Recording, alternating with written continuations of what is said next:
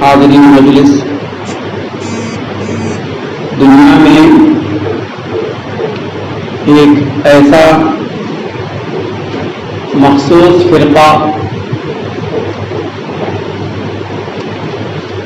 ہے جس کا وتیرہ بھی یہ ہے کہ وہ ہمیشہ سے رسول کریم صلی اللہ تعالی علیہ وسلم کی بارگاہ اقدس میں ذات و صفات کے حوالے سے گستاخیاں کرتا چلا آ رہا ہے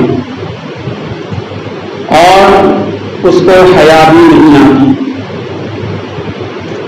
حال ہی میں اس مخصوص فرقے کے ایک ابن جہل نے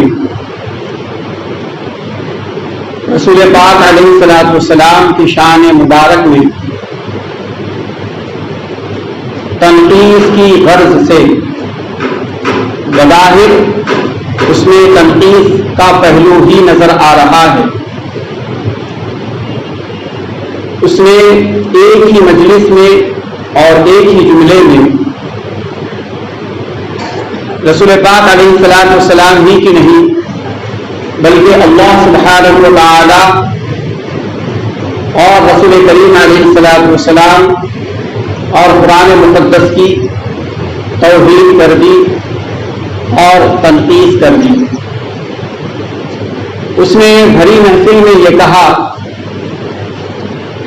کہ معاذ اللہ رسول کریم علیہ الصلوۃ والسلام چونکہ ان پڑھ ہے، جس کی وجہ سے آپ پر جو قرآن نازل ہوتا تھا تو آپ صحابہ کرام کی جماعت میں سے جو لکھنا پڑھنا جانتے تھے ان سے وحی لکھوا لیتے تھے، اور کاتبین وحی سے اگر کبھی کسی قسم کی کوئی غلطی رہ جاتی تو معاذ اللہ چونکہ نبی پاک علیہ الصلوۃ والسلام ان پڑھ ہیں، اس وجہ سے آپ اس غلطی کی اصلاح نہیں کر پائے، جس کی وجہ سے وہ قرآن پاک کی غلطیاں جیسی کی ویسی رہ گئی۔ تو اس نے مثال دی سورہ علق کی، کہا کہ سورہ علق میں ایک آیت مبارکہ ہے، آیت مبارکہ یہ ہے کلا لئن لم ينطق لنسفعا بالناصیہ۔ یہ لفظ لنسفعا جو قرآن پاک کے آیت مقدسہ کا ایک جز ہے، اس نے کہا کہ اس میں 100% 100% گرامر کی غلطی ہے، قاعدے کی غلطی ہے، اور یہ آج تک باقی ہے۔ تو آئیے ہم اس جائزہ لیتے ہیں کہ کیا واقعی قرآن پاک میں کوئی غلطی ہے؟ یقیناً نہیں ہے، اور آج ہم مستند کتب سے نحویین کے اقوال سے دیکھتے ہیں اور اس کے زعم باطل اور اس کے باطل دعوے کو محض باطل ثابت کر دیتے ہیں۔ توجہ سے اس کو سماعت فرمائیں۔ دیکھیے، عربی زبان کے جو اسماء ہوتے ہیں اس میں مصادر وہ سب سے پہلے صرفی ڈھانچوں میں ڈالے جاتے ہیں، صرفی ڈھانچوں سے گزار کر ان سے صیغے بنا لیے جاتے ہیں۔ جب صیغے بن کر تیار ہو جاتے ہیں پھر ان صیغوں کو مجرورات اور حروف وغیرہ سے ملا کر نحوی لڑیوں میں پرو لیتے ہیں. جب نحوی لڑیوں میں پرویا جاتا ہے تو جملوں کے ہار بن کر تیار ہو جاتے ہیں. یہ عمل عربی گرامر کا ہے. میں ایک مثال آپ کے سامنے دوں تو آپ کو بات واضح ہو. جیسے مثال کے طور پر عربی کا ایک صیغہ لیتے ہیں جس کا معنی ہے کھینچنا. اب یہ جو لفظ کھینچنا ہے جس کو اردو میں کھینچنا کہتے ہیں، یہ لفظ کام کا نام ہے، کام نہیں ہے. یہ جو لفظ ہے کھینچنا یہ کام کا نام ہے، کام نہیں ہے، یعنی فعل نہیں ہے، اسم ہے. اب اس کو عربی میں اگر اس کو ٹرانسلیٹ کر دیں تو عربی میں کھینچنا جو لفظ ہے اس کا معنی بنتا ہے عربی میں صفعن. صفعن یہ مصدر ہے اور عربی میں کچھ ابواب ہوتے ہیں، ان ابواب کے وزن پر تولا جاتا ہے. تو یہ جو باب ہے باب فتحہ سے صفعن، تو پھر نسفعو کے نون کو نکال دیتے ہیں. اس سے پہلے الف لگا کر اس الف کے نیچے زیر دیتے ہیں، اس کو حمزہ مکسورہ کہتے ہیں، اور آخر میں عین سے پیش نکال کر اس پر جزم لگاتے ہیں تو بنتا ہے صیغہ اصفع. تو اصفع کا اردو میں معنی ہے تو کھینچ، آپ کھینچیے. اس ایک ایک بات کو سنیں، آگے کی بات آپ کو سمجھ میں آئے گی. اب اصفع بن گیا، اس کے بعد میں اس اصفع کے صیغے میں اگر آپ ہلکی سی تاکید پیدا کرنا چاہتے ہیں، تھوڑا ہلکا سا زور لگانا آپ کو اس کام میں مقصود ہو، تو پھر آپ یہ کریں گے کہ اصفع کے بعد نون ثقیلہ مفتوحہ لگائیں گے. نون ثقیلہ مفتوحہ اس نون کو کہتے ہیں جس نون پر تشدید اور اس کے اوپر زبر ہو، تو اس کو نون ثقیلہ مفتوحہ کہا جاتا ہے. اور عین پر زبر دے دیا جاتا ہے تو یہ صیغہ اس طرح بنتا ہے کہ اصفعن. اصفعن تو اس کا معنی ہوتا ہے کہ تو ضرور کھینچ، تو ضرور کھینچ. میں آپ کو ترتیب سے شدت سے بتا رہا ہوں صیغے آگے آنے والی بات آپ کو سمجھ میں آئے. اب دیکھیے اصفعن یہاں پر صیغہ بن گیا ہے. توجہ کے ساتھ سنیں، یہ گرامر ہے عربی کا. اس کے بعد میں پھر آپ کو اپنے کام میں تاکید میں شدت لانا ہے اور تاکید میں سختی اور زیادہ لانا ہے. بہت زیادہ تاکید، بہت زیادہ سختی لانا ہے. یعنی یہ کہنا ہے کہ اب یہ کہے گے کہ ایک تو تھا اصفع تو کھینچ، اس کے بعد میں پھر ہم نے بنایا تھا کہ اصفعن تو ضرور کھینچ. لیکن اب ہمیں یہ بنانا ہے کہ تو ضرور بھی ضرور کھینچ، تو چھوڑ مت، کھینچ کے رہے، چھوڑ مت. چھوڑیں گے نہیں، کھینچیں گے، یعنی اس طرح کی سختی دینا ہے. تو پھر کیا کیا جاتا ہے، یہ اصفعن کے الف کو نکال دیا جاتا ہے. الف کو نکال کر وہاں پر اگر سمجھو مثال کے طور پر بنانا ہے، یعنی یہ کہنا ہے کہ ہم ضرور کھینچیں گے، چھوڑیں گے نہیں، کھینچیں گے، چھوڑیں گے نہیں، کھینچیں گے. اس طرح کا اگر صیغہ بنانا ہے تو پھر مضارع کا صیغہ لے لیں، نسفعو لے لیں. اس نسفعو کے نون سے پہلے ایک لام زبر لا لگاتے ہیں، لام زبر لا لگاتے ہیں. اس کے بعد پھر عین کے بعد نون ثقیلہ مفتوحہ لگاتے ہیں. یعنی نون ثقیلہ مفتوحہ اس کو کہتے ہیں جس نون پر تشدید ہو اور اس پر زبر ہو، اور اس سے ما قبل حرف جو ہوتا ہے اس کو زبر دیتے ہیں، اس کو زبر دیتے ہیں. تو صیغہ بنتا ہے لنسفعن. کیا بنتا ہے؟ لنسفعن. غور سے سنیں، لنسفعن. تو اس کا معنی یہ ہوتا ہے اس کے اندر شدید شدت پیدا کر دی گئی, شدید سختی پیدا کر دی گئی. یعنی اب اس کا معنی یہ ہوگا کہ ہم ضرور بھی ضرور کھینچیں گے, ہم چھوڑیں گے نہیں, ضرور کھینچیں گے.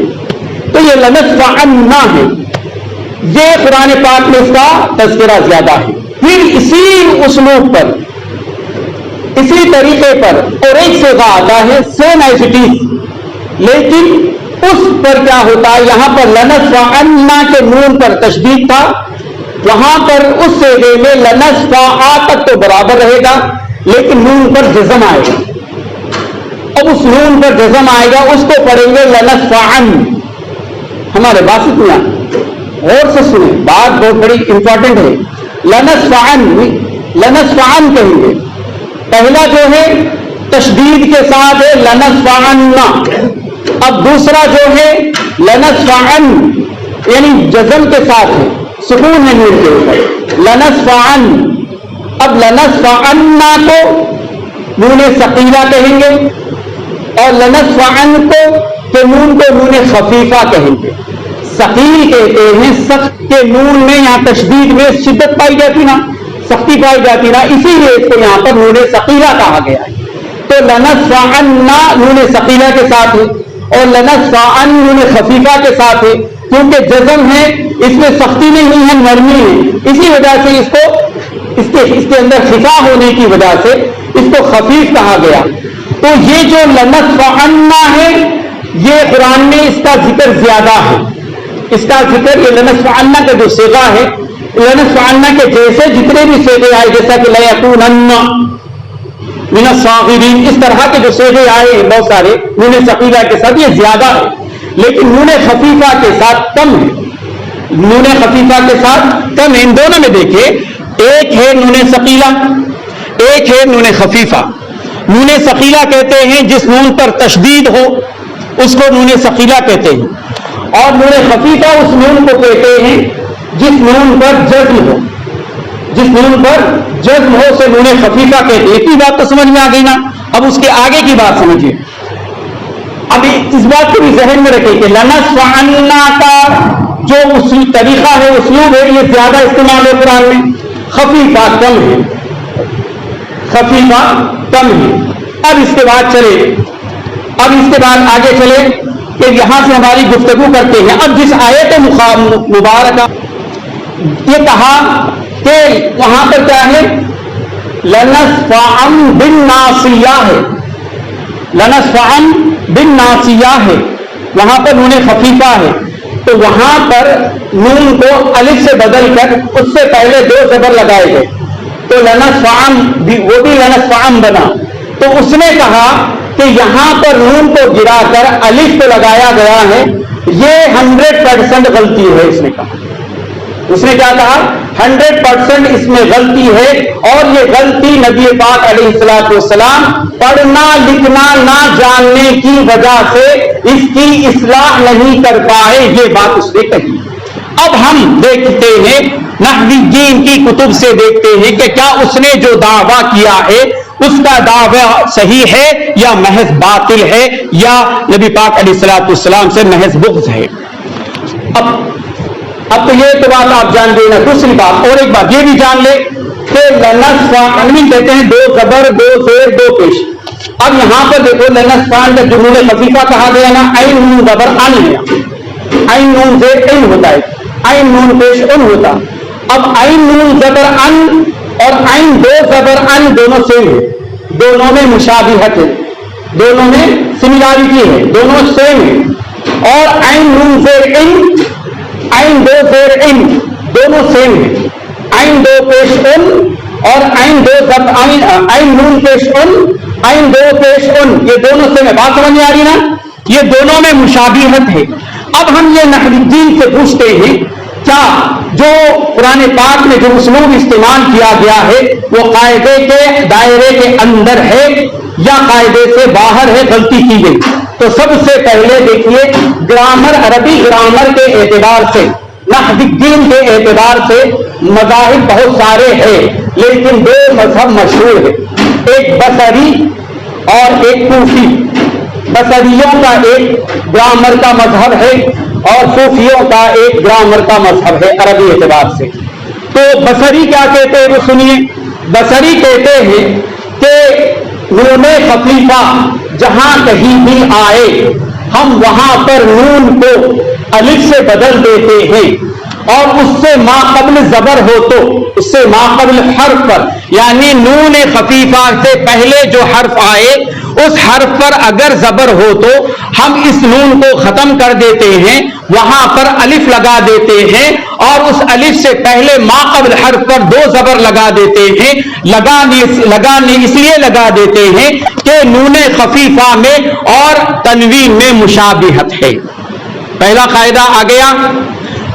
اور کوفیوں کا بھی مذہب دیکھیں. کوفی کیا کہتے ہیں, ان کا اپنا مذہب ہے, ایک مذہب ہے, ان کا ایک قول ہے. کوفی کہتے ہیں کہ نہیں ہم چینج نہیں کرتے, ہم نون خفیفہ کو باقی رکھتے ہیں, نون خفیفہ ہی لکھتے ہیں ان کا. لیکن بصری مذہب میں چینج کر دیتے ہیں.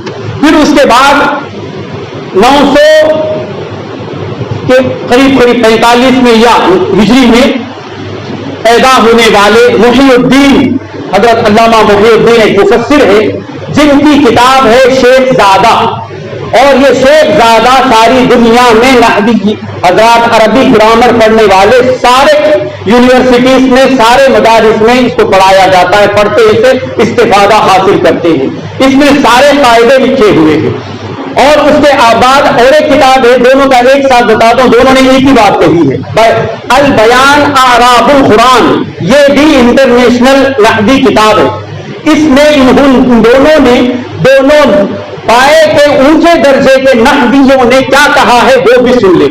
انہوں نے کہا ہے کہ نون ثقیلہ اور نونوں میں دونوں ایک جیسے لگتے ہیں. کیوں لگتے ہیں وہ بھی سمجھ لیں.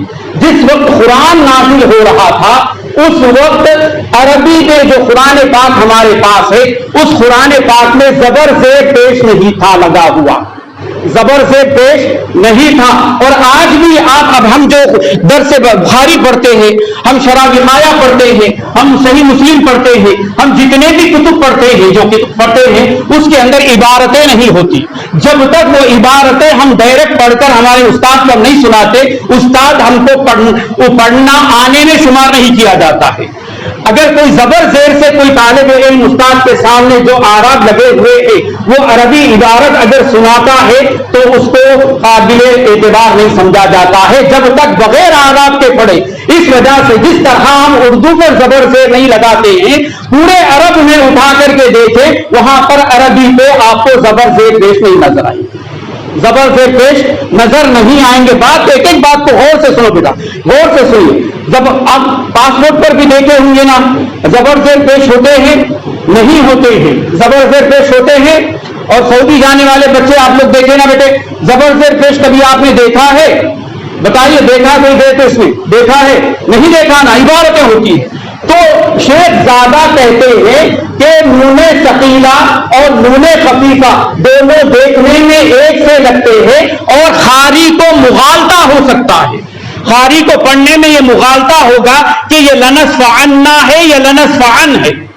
اس وجہ سے شیخ زادہ نے کہا کہ چونکہ نون خفیفہ میں مشابہت ہے, نون خفیفہ میں کیا ہے, تنوین سے مشابہت ہے, اس وجہ سے ہم نون خفیفہ کی جگہ یہ کام کریں گے کہ نون خفیفہ کے نون کو گرا دیں گے, اس کے بدلے میں الف لگا کر اس سے ما قبل حرف پر اگر فتحہ ہو یعنی زبر ہو تو ہم وہاں پر زبر لگا کر اس تنوین لگا دیں گے. اب میں ایک 5 منٹ لوں گا آپ کا, اس وجہ سے کہ بات بڑی قیمتی ہے, آپ لوگوں کو یہ بات معلوم ہو جائے وہاں بھی کس طرح نبی پاک علیہ الصلوۃ والسلام کی شان میں گستاخیاں کرتے رہتے ہیں اور آپ لوگ ان کو اچھا سمجھتے ہیں. آپ قاعدہ سمجھ لیں تو بات کو سمجھ میں آئے گا. تو شیخ زادہ نے کہا کہ تنوین نون خفیفہ کی مشابہت تنوین سے ہے, اس وجہ سے جب کبھی نون خفیفہ سے ما قبل حرف پر اگر زبر آیا تو ہم نون کو گرا دیں گے, الف لگا دیں گے اور 2 زبر لگا دیں گے, اس وجہ سے کہ ان دونوں میں مشابہت ہے. یہ شیخ زادہ نے بھی کہا اور یہ بیان الاعراب القرآن نے بھی کہا. میں آپ کو مزید بات کو نہیں پھیلاؤں گا. بحر المحیط نے بھی یہی کہا ہے. जलालैन के हाशिया जमल ने भी यही कहा है, तफसीर कुर्तुबी ने भी यही कहा है, क्योंकि वक्त खत्म हो गया, तफसीर कुर्तुबी ने भी यही कहा है, और तफसीर बैसावी ने भी गालिबन यही कहा है। उसके बाद में फिर मैं और एक बात ये सुन ले, मैं जल्दी कर रहा हूं, वक्त खत्म हो गया हमारा। मुसहफ उस्मानी, यानी जिस वक्त कुरान की वजह से दुनिया के अंदर इख्तिलाफ हुआ था, तो नुस्खों को सारे उस्मान गनी रज़ी अल्लाह तआला अन्हु ने अपने पास जमा कर लिया था, और एक नुस्खे को सारी दुनिया के अंदर फैला दिया था, वो नुस्खा हम पढ़ रहे हैं। तो ये नुस्खे में जिस तरह अलिफ से पहले दो जबर लनस्फअन है, उसी तरह उस नुस्खे में भी लनस्फअन है। और नबी पाक अलैहिस्सलाम के दौर में एक सबसे बड़ा शायर था जिसका नाम आशा अकबर है, जिसका नाम क्या है, आशा अकबर के नाम से मशहूर था। कुफ्फारों ने बड़े एहतमाम के साथ उसको नबी पाक अलैहिस्सलाम से मिलने नहीं दिया था, क्योंकि वो नहव और सर्फ में बड़ा ही माहिर शख्स था। उसको एक चैलेंज दिया था कि तू बड़ा माहिर है, तू 1000 शेरों में पूरे नहव और सर्फ को लिख दे। तो उसने सारा लिख दिया। तो उसने एक सेंटेंस पूरी इस बात पर रखा कि उसने कहा कि हम नूने खफीफा जब कभी तुम्हें नजर आए तो तुम नूने खफीफा के नून को गिरा दो और उसकी जगह अलिफ लगा दो, ताकि उससे मा कब्ल जबर की वो बहुत जबर होगा, तो उस पर दो जबर लगा देने से वो नूने खफीफा की मुशाबिहत की वजह से कायदे में कोई नुकसान नहीं होगा और पढ़ने में आएगा और कारी को कोई तकलीफ नहीं होगी। तो आखिरी कायदा ये भी सुन ले कि नूने खफीफा के 3 कायदे हैं। एक कायदा हज़फ कर दिया जाता है, एक कायदा वसल कर दिया जाता है, एक कायदा वक्फ कर दिया जाता है। अगर मिसाल के तौर पर मैं बताता हूं, अगर नूने खफीफा से पहले वो आम अल्फाज में होता है, नूने खफीफा यानी जिस नून पर जज्म हो, आखिर में नून आए, उससे पहले पेश हो, उससे पहले के हर्फ पर अगर पेश हो, तो इस नूने खफीफा को पूरे के लिए गिरा दिया जाता है एक, और उससे पहले अगर जेर हो तब भी गिरा दिया जाता है। या फिर नूने खफीफा के बाद अगर वसल हो, जैसे मिसाल के तौर पर ला तुहीनुन है, तुहीनुन है, उससे पहले ला है, समझ लीजिए ला तुहीनुन है। इसमें 2 कायदे नहीं बताता हूं। ला तुहीनुन आगे अल फकीरी है, लाम पर जज्म है। तो इधर अब जब किसी हर्फ पर जज्म आए तो जज्म का काम यह होता है कि पिछले हर्फ से मिला ले। तो